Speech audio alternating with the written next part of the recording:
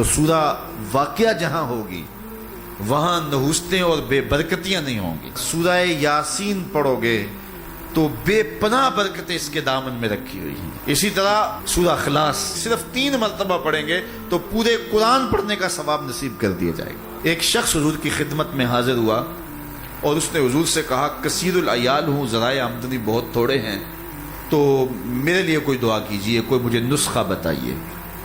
تو آقا کریم نے اس کو جو نسخہ بتایا سنا. فرمایا جب گھر جائے تو گھر والوں کو السلام علیکم کہہ دیا کرو. یہ کتنا سوکھا نسخہ ہے اور کتنا اچھا وظیفہ ہے. گھر والے بھی خوش، اللہ رسول بھی خوش. اس کے بعد 1 مرتبہ سورہ اخلاص پڑھ لیا کرو. غربت توڑ نسخہ، جب بھی گھر جاؤ السلام علیکم، اس کے بعد 1 مرتبہ سورہ اخلاص. اور میرے حضور نے فرمایا کبھی ایسا ہو کہ تو گھر جائے، گھر میں کوئی بھی موجود نہ ہو، تو فرمایا عمل چھوڑنا نہیں، فسلم علیہ، پھر مجھے سلام کہہ دینا.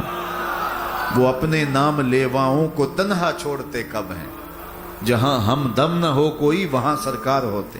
وہ کہتے ہیں میں عمل شروع کر دیا، گھر جاتا السلام علیکم، اس کے بعد السلام علیکم کے بعد میں سورہ اخلاص 1 بار پڑھ دیتا. اس عمل کی برکت سے میں نے تو امیر ہونا ہی ہونا تھا، میرے ہمسائے بھی امیر ہو گئے، میرے ہمسائے بھی امیر ہو گئے. تو قرآن کو اپنی زندگی میں بسا لو، قرآن کو شامل کر لو. دنیا بھی سنورے گی، قبر بھی سنورے گی، نزا کا عالم بھی سنورے گا، حشر میں بھی اجالے ہوں کہ جنت کی بہاریں بھی نصیب ہوں اور رسول اللہ کا ساتھ نصیب ہوگا.